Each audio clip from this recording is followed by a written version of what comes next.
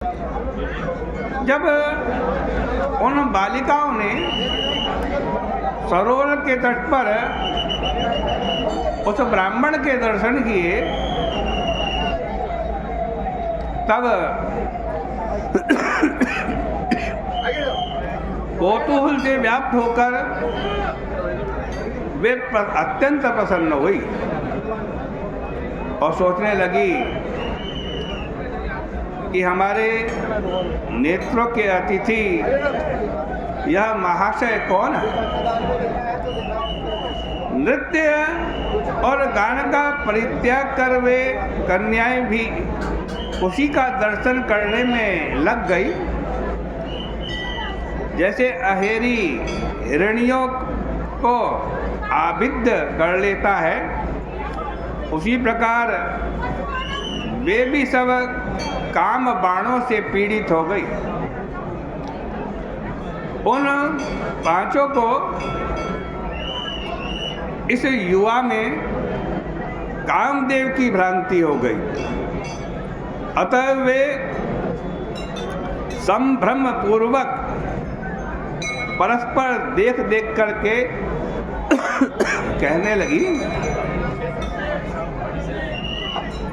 प्रथम तो कमल जैसे नेत्रों से उसकी बार बार अर्चना कर पीछे वे कन्याएं परस्पर विचार करने लगी कि भाई ये यदि कामदेव है तो इनकी पत्नी रति का रति के बिना ये कैसे विचरण कर रहे हैं। और यदि इन्हें अश्वनी कुमार समझा जाए तो अश्वनी कुमार तो दोनों साथ साथ रहते हैं, अथवा किसी गंधर्व किन्नर किंबा सिद्ध ने काम रूप धारण किया है, अथवा ये कोई ऋषि कुमार है या साक्षात पुरुषोत्तम ही आए हैं। ये चाहे कोई भी क्यों ना हो,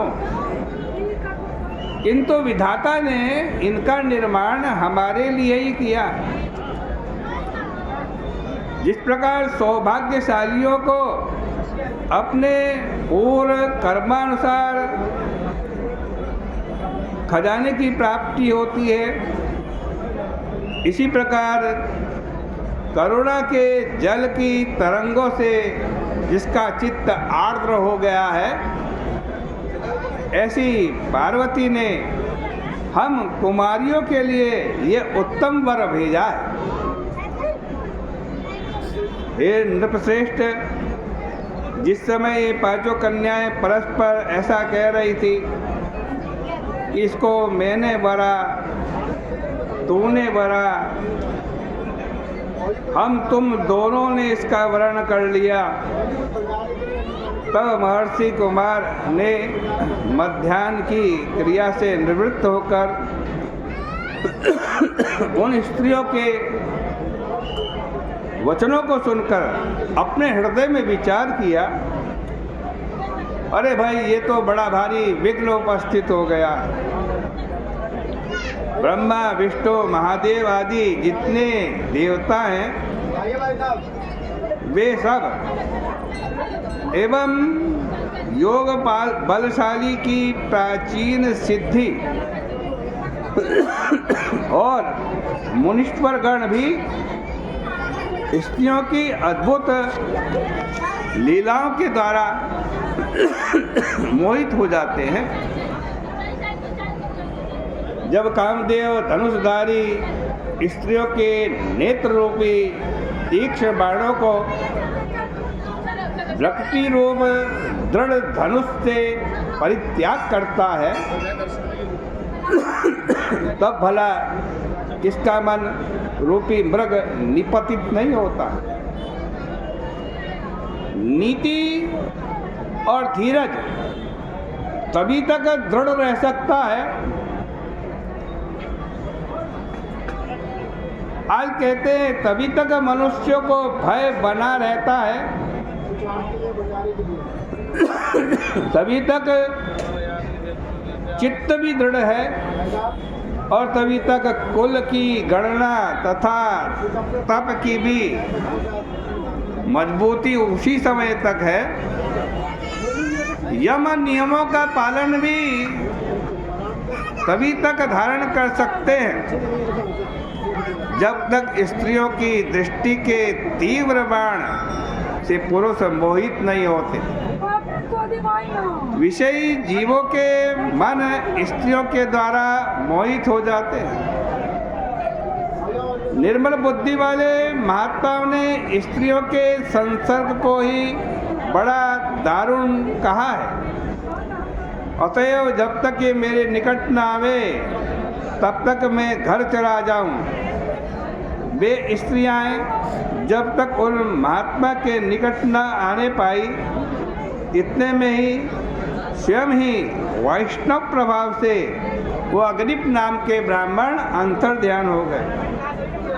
ये राजन योग के बल से अदर्शन को प्राप्त हुए ऋषि कुमार के इस अद्भुत कर्म का अवलोकन करके वे अबलाएं मृगी की भांति व्याकुल हो गई।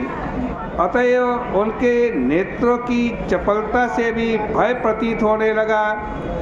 उनके ठगे से नेत्रों से दसों दिशाएं उनको सोनी लगने लगी। वे परस्पर कहने लगे, वह व्यक्ति या तो इंद्रजाल जानता है अथवा उसे कोई माया विदित है, जिससे कि वह यहाँ से अदृश्य हो गया। उनका वियोग की अग्नि आज व्याप्त हो रही है।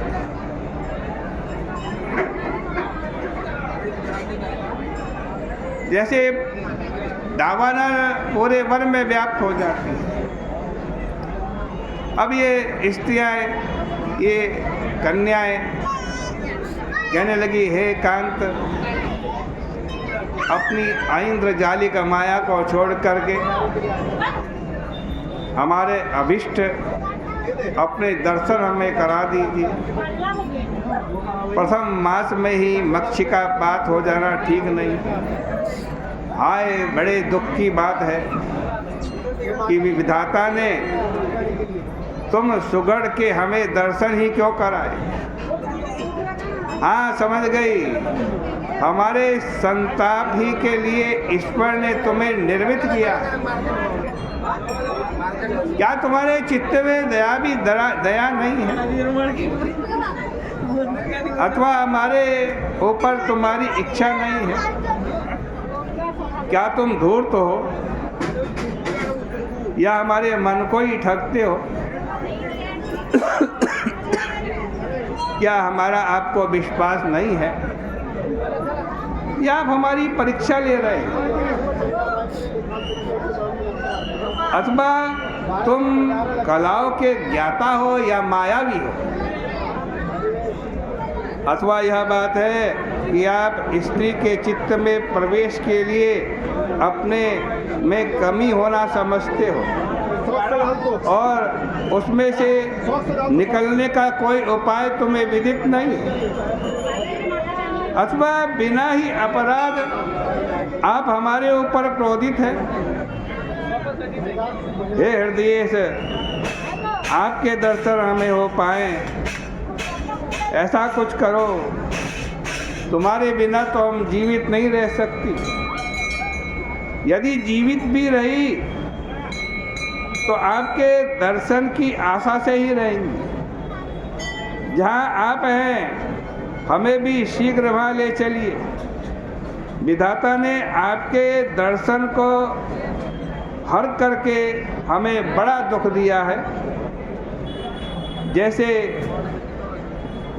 बने तैसे हमारे ऊपर दया करके हमें अपने दर्शन दीजिए, क्योंकि सज्जन जन आज कहते किसी के दुख को नहीं देख सकते। इस प्रकार रुदन करती करती वे कन्याएं बहुत देर तक वहाँ प्रतीक्षा करती रही। फिर पिता के भय से शीघ्र ही घर को लौट गई। प्रेम की बेड़ियों से जकड़ी हुई, विरह की वेदना से अत्यंत व्याकुल, जैसे तैसे धीरज रख करके वे अबलाएं अपने घर चली आई। बस जाते ही जल यंत्र के निकट गिर पड़ी।